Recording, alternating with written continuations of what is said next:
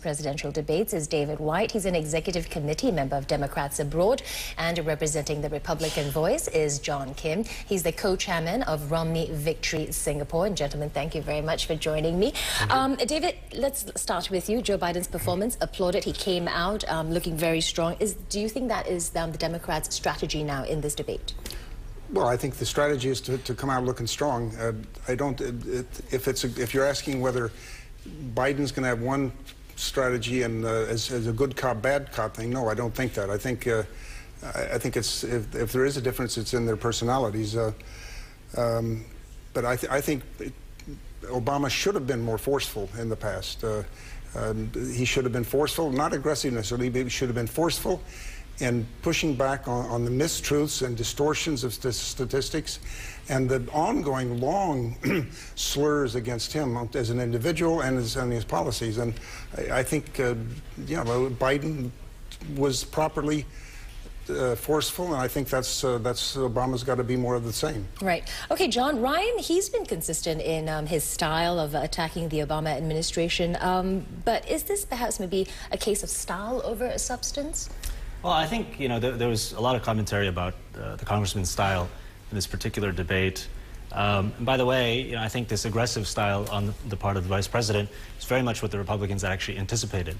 So just a couple days ago, I was on a conference call with David Senor, who's in charge of the debate prep for the congressman, and he basically said this, that there's been tremendous pressure on the vice president to perform, to stem the bleeding from and this kind of momentum that's been gathering since the last presidential debate. So they knew that he would come out but guns a-blazing, and they realized that they couldn't do exactly the same thing. So their counter strategy was actually to stay calm, to stay collected, to address the issues and back those up with facts. I think he went one step ahead of that.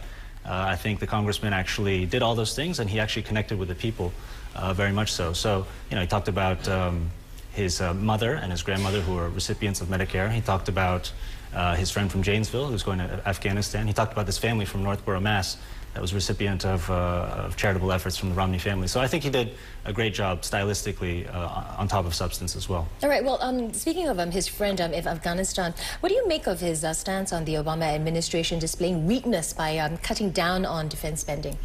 No, I think that's a huge concern for all Americans, really. Right now, the presence of America is very much being tested by foreign powers all over the world.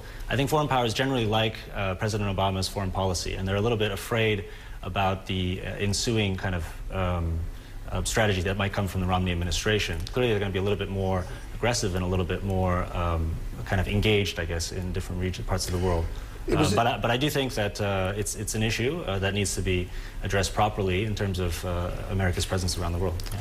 It was a distortion on Ryan's part when he blamed Obama for this huge cut, which will happen if the two sides don't come to an agreement. Yeah, we're going for a cliff, and I don't think nobody ever wanted that. But that's just demagoguery again. That they're blaming Obama for that. Ryan and his party signed the agreement purposefully to make a dire situation, to force everyone to do it. And for them now to blame Obama for cutting back, and besides, it's also true that the military has not asked for as much as what the Republicans and Ryan's budget wants to put in. Right. But do you think then the U.S. economy can actually keep up with the defense budget then? Well, absolutely. Considering the economy that is, its current situation right now. Well, the current economy, there's no way that the current economy is going to be able to keep up with the Romney defense budget. Actually, there's no way that the current economy is going to be able to keep up with any budget, because the economy right now is in really, really bad shape. But what needs to happen is there needs to be a decrease in taxes. America needs to become competitive again, and that economy that the Romney campaign is going to bring to the table, despite lower taxes on a percentage basis, is actually going to generate more revenue in taxes because the economy is going to grow more. That sounds great. Applehood and mother pie, just like all the little similes that Ryan mentioned in the debate. But again, no figures to show how that cutting loopholes is going to balance out. Well, it's pretty simple. There's 1.1 trillion in loopholes. They're not going to cut all of them. Right, well, but the figures don't add up. That's the simple fact. I mean, we're just doing the same as the debate. You say it does, I say it doesn't, but there's never been any strong figures to show how they're going to do that without sticking it to the middle class. Let's talk about credentials. President Obama, he's taken over 4 years ago. We've seen what's happened to the deficits. We've seen what's happened to the economy. Let's take that aside even, okay? The fact that is before that, he was a state senator. He never really had any experience balancing budgets before, okay? The governor, he's done that in Massachusetts. He took over with massive deficits and he brought it to a $2 billion rainy day fund. He did that with the Olympics. He's done that with numerous businesses across the private equity fund that he started, one of the biggest in the world. So I think that he's going to be able to do this, and it's pretty clear who the better candidate is to balance budgets. Well, I guess, gentlemen, you're going to agree, and your candidate won. Thank you very much for joining me. Unfortunately, we're running out of time, but we will definitely be able to talk more as we know that the next presidential debate is coming up next week. Thank you again for joining me. And still ahead here on Primetime Asia.